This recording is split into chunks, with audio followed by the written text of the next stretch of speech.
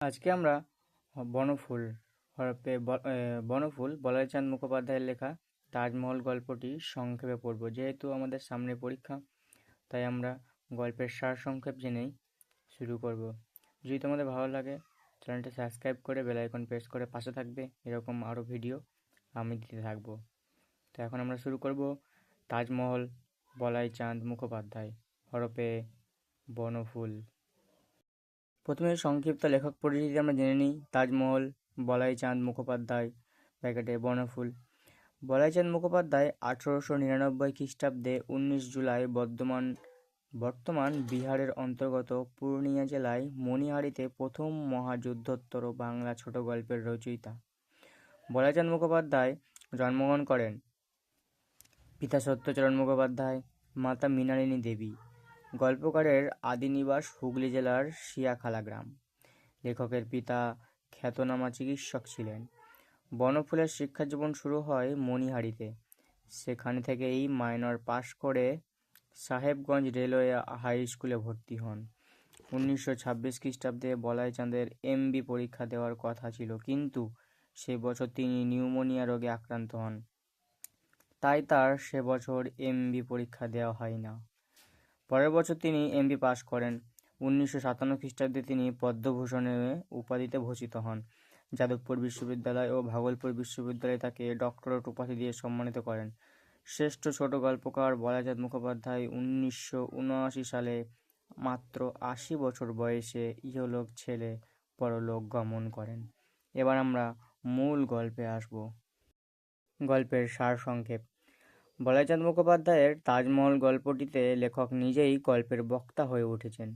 গল্পের বিষয়বস্তুর মধ্যে মোগল সম্রাট শাহজাহানের অভাবনীয় কীর্তি তাজমহলের সঙ্গে আগ্রার সন্নিকটে উপস্থিত গরিব ফকির শাহজাহানের স্ত্রীর স্মৃতিসৌধ কবরকে তুলনা করতে চেয়েছেন লেখক।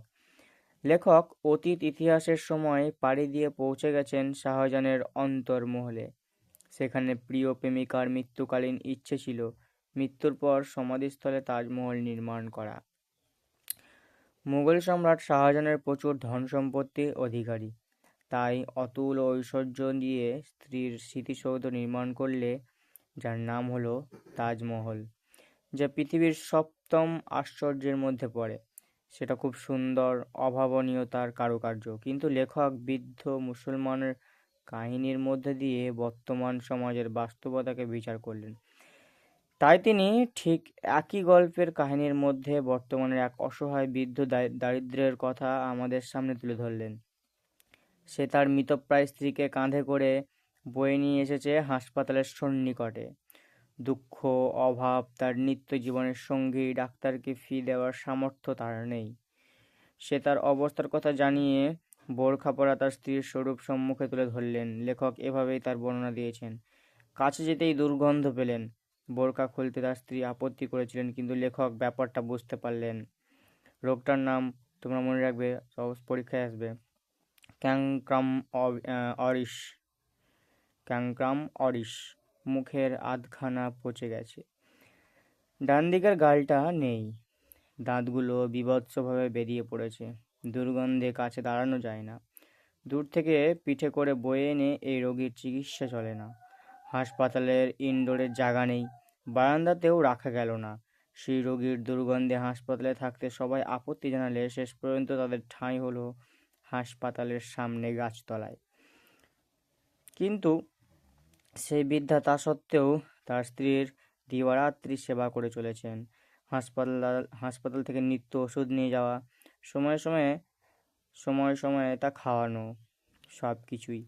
কেননা মানুষ তো আশাতেই বাঁচে। সেই বৃদ্ধাও ভেবেছিল তার এই সেবার ফলে তার স্ত্রী নিশ্চয়ই বেঁচে উঠবেন। এই আশাতেই সে দিন রাত্রি সেবা করে যাচ্ছে নিয়মিত। বৃদ্ধ তার প্রচেষ্টার কোনো ত্রুটি রাখেনি। সে তার স্ত্রীকে ছেড়ে কোথাও যায়নি। সে তার স্ত্রীর ব্যাপারে কতটা আন্তরিক, কতটা কর্তব্যপরায়ণ তা ফুটে উঠেছে লেখকের এই কথায়।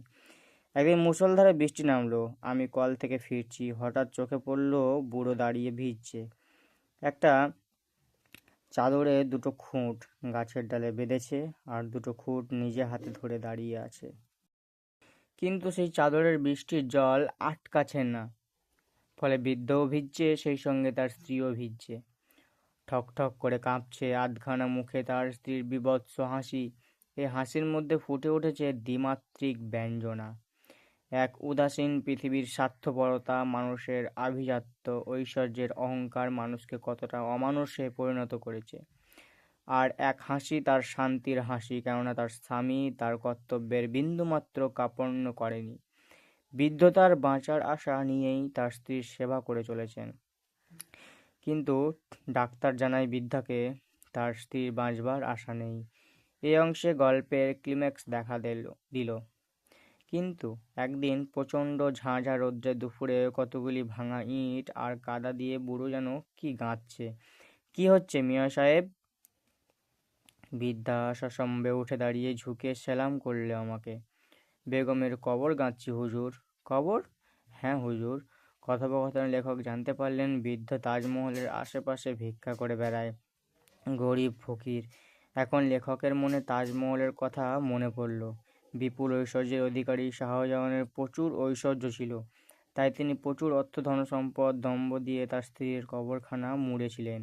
এখানে ছিল অর্থের দম্ভ, কিন্তু অন্যদিকে দরিদ্র শাহজাহান অনেক শ্রদ্ধা, ভক্তি, হৃদয়ের ভালোবাসা, আন্তরিকতা নিয়ে অতি সামান্য জিনিস দিয়ে তৈরি করেছিলেন তার স্ত্রীর কবর।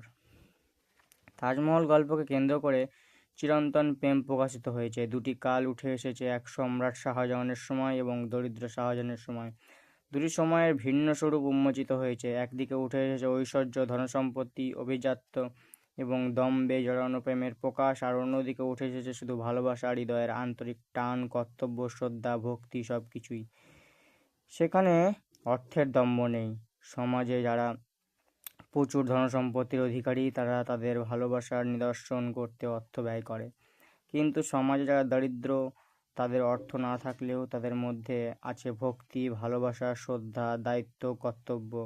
এইভাবে সমাজে দুটি দিক উঠে এসেছে এই তাজমহল গল্পে।